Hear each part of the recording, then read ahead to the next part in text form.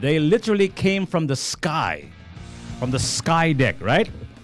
Aba, matindi! We have our friends here from PAREF Springdale live in the studios of 105. I was stupefied when I found out from Sean that PAREF Springdale is actually celebrating their 30th anniversary. Oh my God, it makes me feel so old. Mayong buntag ni mo diha, Renante Payo, their executive director. Good morning, sir. Hello, good morning, G. And we have the associate director for personal formation, Rick Ampilicchio. Sakto ba pagka-pronounce? Ampilocchio. Mayong buntag ni mo diha, sir. Buntag sa... Daghang salamat sa inyo ang pagbisita diri sa TAPS sa ato ang bagong facility, the Sky Deck. You're one of the first few people who are able to enjoy it. Daghang salamat. And I've just found out from Sean, one of your students, that PAREF Springdale is celebrating its 30th anniversary. No, or fake news na.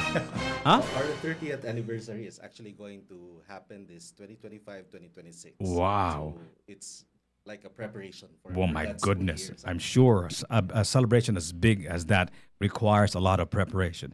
Tell me, if you don't mind me asking you, and I think the Cebuanos and anyone for that matter who wants to know about how good, how important education is, would like to know what is the origin story of PAREF Springdale. How did you guys start? What was the rationale behind PAREF Springdale 30 years ago? Can you take us back to the drawing board? What happened back then? Springdale started actually in 1996, 2 years after when PAREF Southcrest, a girls' school, was also established in 1994. So we are under the PAREF system. PAREF stands for Parents for Education Foundation. So there is a girls' school, PAREF Southcrest, and a boys' school, PAREF Springdale. We also have preschools. They're called PAREF Southdale. So it's co-ed for preschool and single-sex approach for the big schools for Southcrest and Spring. So when you say PAREF kind It's of a system, right? What does that mean exactly? What does that mean? Is that something like the Montessori that's a global thing that every some schools adopt in some parts of the world, or is it like an original system of education, PAREF, the PAREF way, if you will? Well, here in the Philippines, it's called PAREF because that's how the foundation that started it is called, no? Parents for Education Foundation. And they started 2 schools there in Manila. And here in Cebu, it just expanded here in Cebu. So it's also called PAREF in Manila. Yes, So- PAREF Woodridge, Okay. Southridge, Woodrose. Okay. They're all PAREF. They're under the system. So where did this PAREF way of educating begin? Where did it start? What's its Actually, origin? this is inspired by a modern saint, Saint Okay. Jose Maria Escriva, the founder of Opus Dei. Okay. And parents back there in Spain, they were looking for a school that would provide a balanced education, not Okay. just emphasizing on academics, but balance, especially development of character. Okay.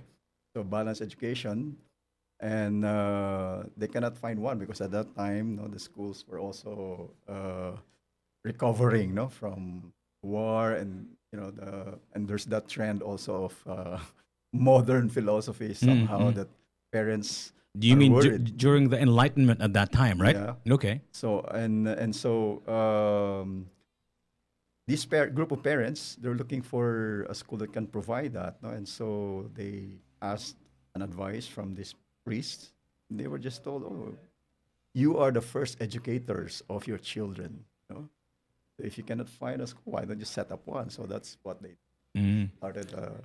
So School system although in it was Spain. inspired by a Spanish saint, was it a saint? Was he a saint? What? Yes. Saint Jose Maria. But when they established PAREF, was it like was ground zero in Manila?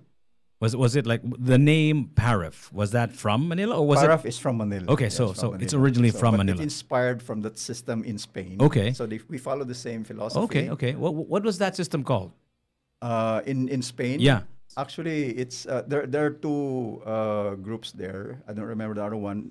The first one is the Fomento Okay. system. The Fomento system. Fomento system. Okay, I'm curious now. You're celebrating your 30th anniversary this year, right? In the next couple of months, from this year until next year, right? Yeah. With the preparations for your anniversary, that's why you're here at the Sky Deck at Tops. I'm curious, like, w- based on the original concept of PAREF and where we are now, there has been a sea change of culture, of ideas. There's of technology. There's so many changes that we have gone through in the past 3 decades.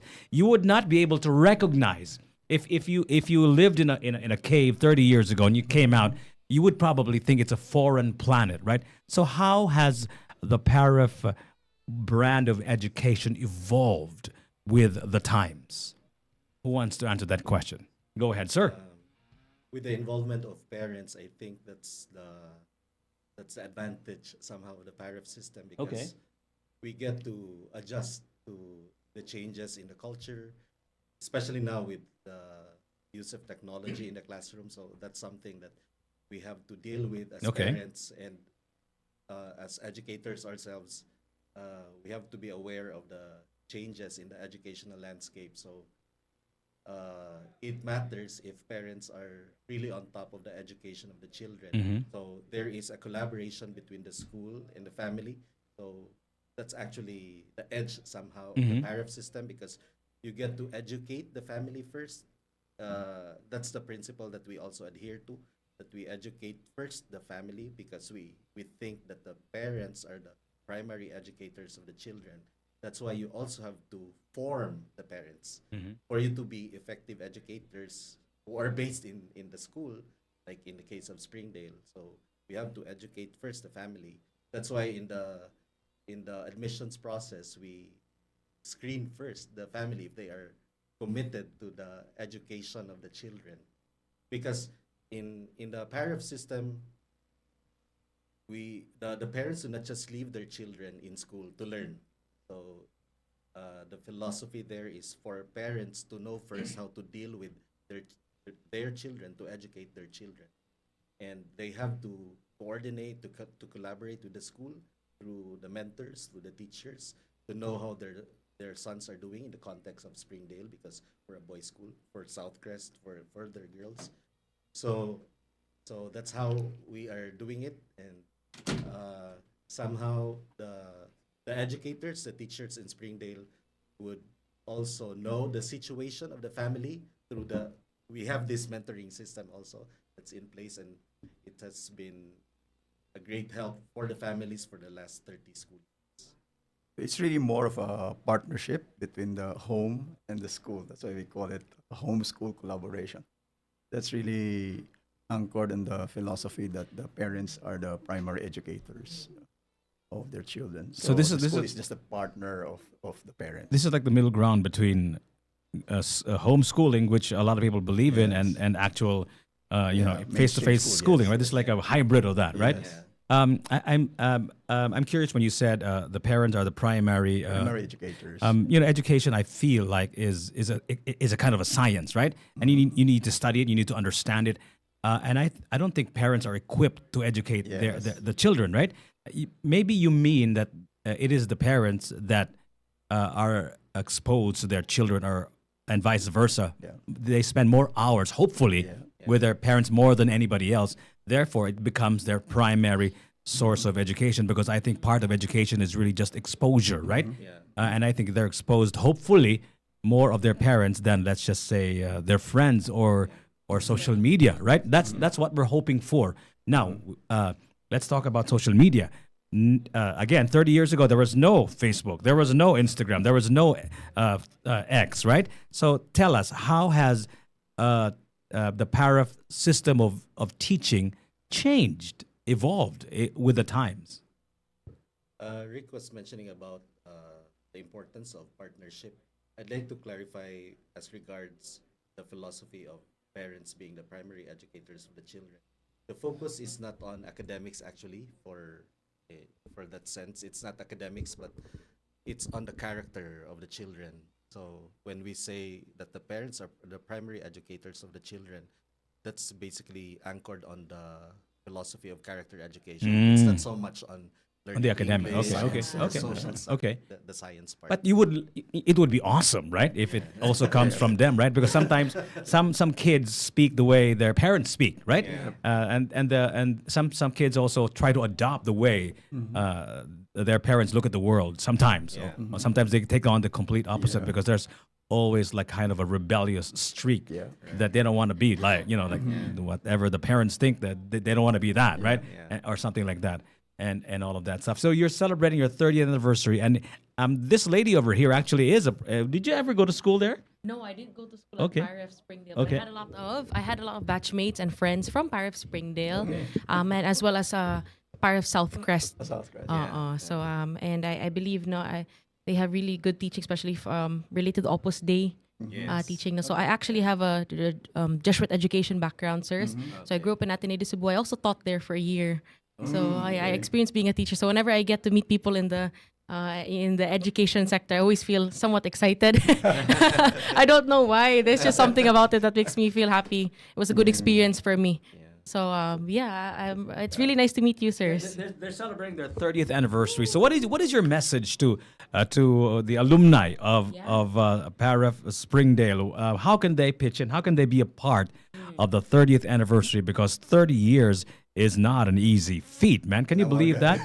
You must be doing something right to be able to be still there for 30 long years. So what is your message to them? Would you like them to sponsor, to be a part of PAREF Springdale 30th anniversary? Do you already have a date for your event? Is there like a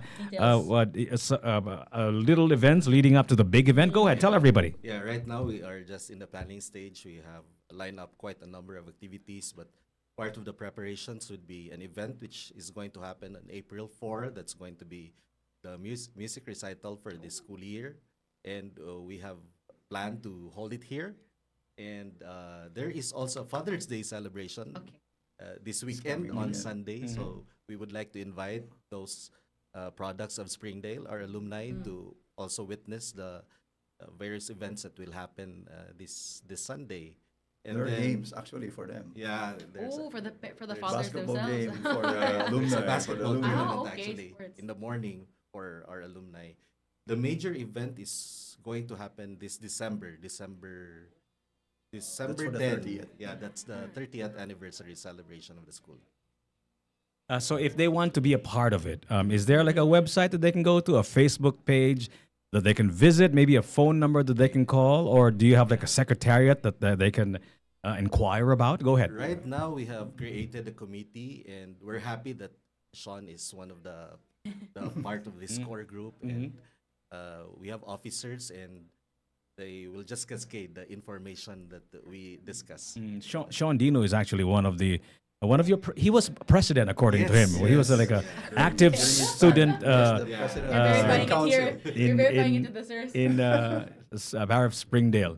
And the Dinos are actually graduates of Springdale. All 6 of them, according to him. That's Yes. that's how he won, though. Because he had like a from brother all in levels, each yes, level. supporters. He had like campaign managers per level. Yeah. Yeah. So thank you so much for dropping by at the studios. Renante Payod. Payod, their executive director, Enrique Ampilocchio, the associate director for personal formation of PAREF Springdale.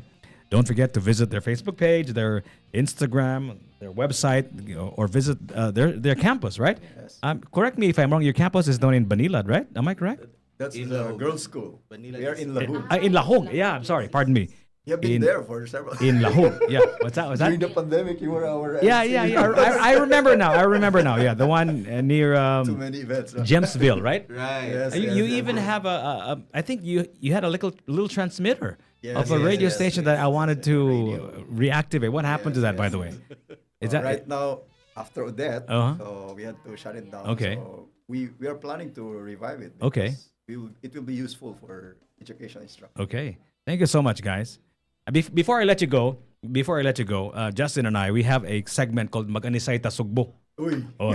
Ganahan ko sa inyong take ani kay mga bright man kayo mo sir. You're in the academia man good, and I think I want to be able to ask people from the academia this question. Basta ato ang mag-anisay ta sugbo. Is there such thing as too much loyalty? Is it possible to be so dug in? Is it possible to be so loyal to an ideal, to a person or to a belief that you forget to see the common good? Is that possible? Is there such thing as too much loyalty? Go ahead. Starting with you, Renante. Is it possible to be too dug in? Di na ka makakita ang kabutihan sa kinabagan, the majority, because you so completely and totally believe in one person, one thing, or one idea. Go ahead. I'd like to say that loyalty is synonymous to commitment. When you're loyal, you're committed to someone, you're committed to an ideology. For example, if you're committed to your faith, if you're loyal to your faith, you are also committed to your faith. And it wouldn't entail that you don't anymore see what's behind or the background. Everything else, you're just focused on your faith, because So it's possible. So it's possible to be so loyal to something that you do not see the common good anymore.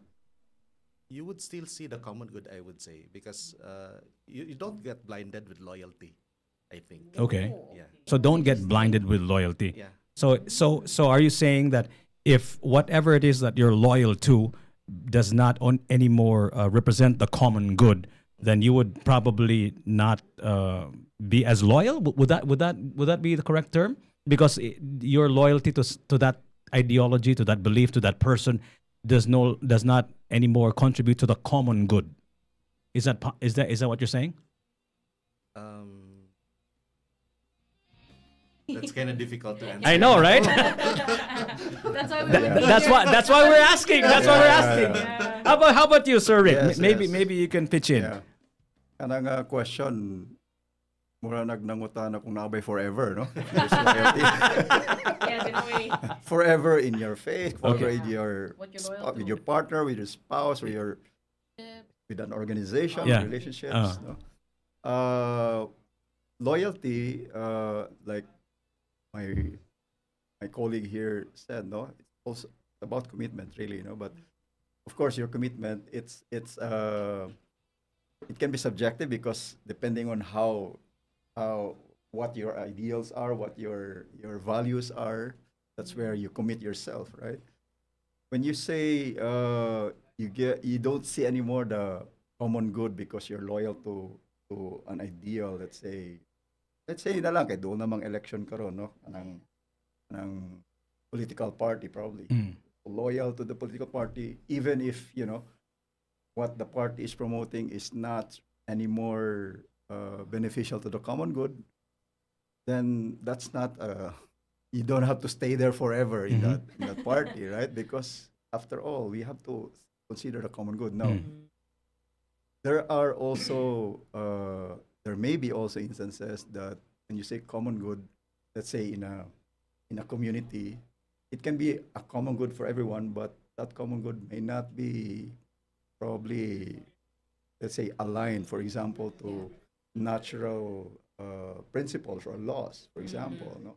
Let's say everybody in that community agrees that, okay, it's okay to do abortion here in our community. That's a common understanding. It's a common, that's, But morality-wise, but natural law morality-wise would is dictate against it, Mhm. all right? Yeah. So, but when you talk about common good according to Christian ideals, Yeah. that one is, I would say, something that probably we can be loyal to because it's anchored on Christian ideals. Okay, You cannot be mistaken Okay, with that. You cannot be mistaken. more or less. Okay. I'll take that as an answer. Would you like to Yeah, add to that? somehow the common good might actually change. It becomes subjective. Well, yeah, like everything. Everything is a process, So yeah, the common good might change, of course, naturally. I mean, like the common good is not the same now as it was 100 years ago, right? Right. So yeah. Sus, my goodness, salamat sa inyong participation, sir. Sorry, we had to subject you to that question.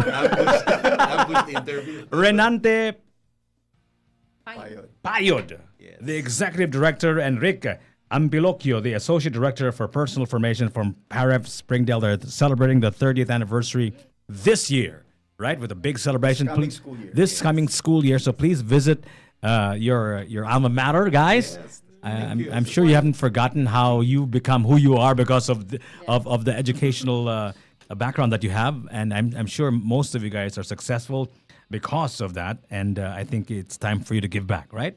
Daghang salamat mga sirs. Thank you so much. Daghan kay salamat. Okay, Thank you. we're going to continue this conversation in a bit. Stay tuned, okay? We're going to talk about that sa atong mag-anisay ta Sugbo. Is it possible to be too loyal? Does that even exist? The idea that you're too loyal to an ideal, a person or a belief. It is now 10:57. Good morning. At Queen's Pizza, we bring the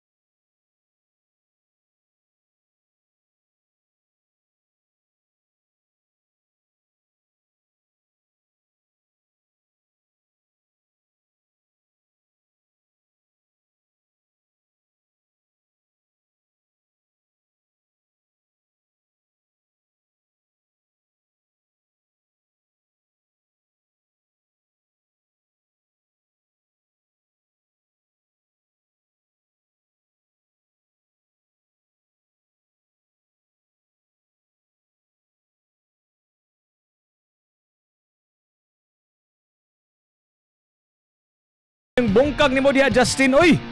May bungkag. Hi everyone, top of the morning. Naunsa naman ka nga murag naman ka ganing dili naman ka makita namo. Naunsa naunsa naman So busy with school. Pero now, it's a little bit more relaxed. Kaya nahuman na among midterm exams. So, kamusta man? Are you happy with the midterm exams? I can't be too sure, Jiggy. I don't want to be too confident. Of course not. Of course not. But there are times nga nag-scratch kaya pungkos akong head while taking the test. Maski golay kas pa? Murag mabutangan na maulbo na lang bitang kaspa no?